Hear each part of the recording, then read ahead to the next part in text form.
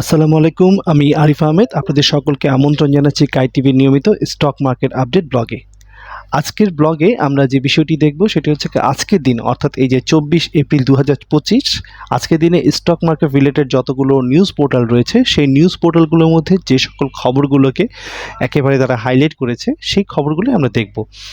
তো আমরা চলে যাচ্ছি সরাসরি আমাদের মূল ভিডিওতে।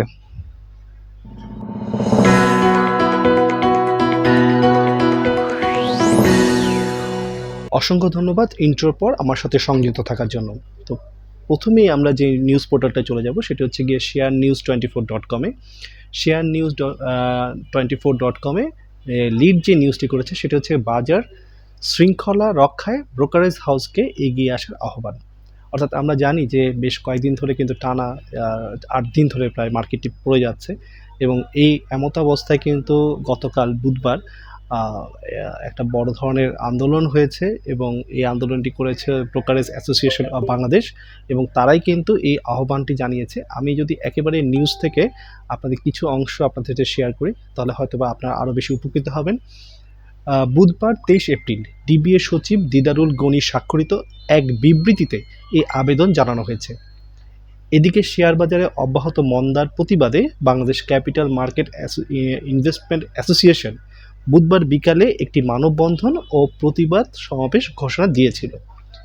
এই কর্মসূচিকে সমর্থন করার জন্য বিনিয়োগকারীরা ব্রোকারেজ হাউসের কর্মকর্তা ও কর্মচারীদের অংশগ্রহণের অনুরোধ জানিয়ে চিঠি পাঠিয়েছে। তো এটি কিন্তু তাদের একটা আহ্বান।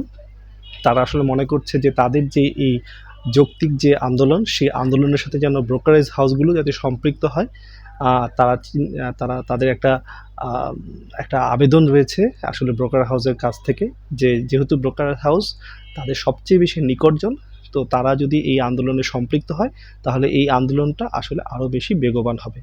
আর সেই উদ্দেশ্যেই কিন্তু আসলে Bangladesh investor association of Bangladesh তারা কিন্তু এই আহ্বানটি জানিয়েছে ব্রোকার হাউসগুলোকে।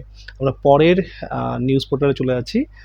পরের নিউজ পোর্টালটি হচ্ছে গিয়ে sunbd24.com। sunbd24.com-এ কিন্তু যে প্রধান যে নিউজটি লিড করেছে সেটা হচ্ছে জেমিনি সি ফুডের তৃতীয় প্রান্তিক প্রকাশ।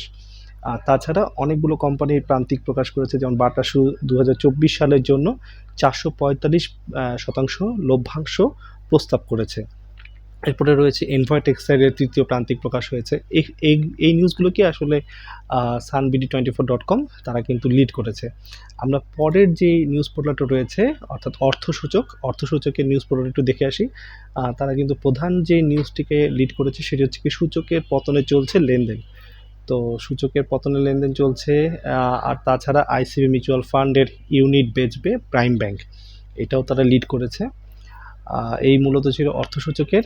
এরপরের ইয়েতে চলে যাই আমরা নিউজ পোর্টালে, সেটা হচ্ছে গিয়ে businessnews24.com। businessnews24.com তারা কিন্তু একটি ব্যতিক্রমী একটা নিউজ তারা আসলে তুলে এনেছে তাদের নিউজ পোর্টালে, যেটি হচ্ছে গিয়ে শেয়ার ক্রয়ের একটা নিউজ। সেটা হচ্ছে 4000 শেয়ার ক্রয়ের ঘোষণা।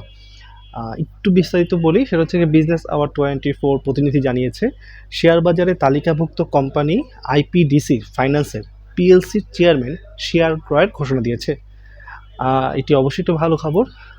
চেয়ারম্যান নিজে যখন তার স্টকে বিনিয়োগ করতে যাচ্ছেন, তার মানে তিনি অবশ্যই পটেনশিয়াল কিছু দেখছেন তার এই স্টকের মধ্যে। এটি অবশ্যই স্টক মার্কেটের জন্য একটা অবশ্যই ভালো খবর। একেবারে শেষে যে নিউজ পোর্টালটা নিয়ে আমরা আলোচনা করব সেটা হচ্ছে গিয়ে banglanews24.com, যেখানে কিন্তু যে লিড নিউজটি করেছে সেটা হচ্ছে টানা 8 কার্যদিবসে পুঁজিবাজারে সূচক পতন। অর্থাৎ আমরা জানি যে পুঁজিবাজারে কিন্তু একটা দীর্ঘদিন ধরে মার্কেট খারাপ যাচ্ছে, যার কারণেই এত আন্দোলন, এত কিছু ঘটছে। আমাদের বিনিয়োগকারীরা কিন্তু একটা বড় ধরনের ক্ষতির সম্মুখীন হয়েছে আসলে এই সময়টিতে।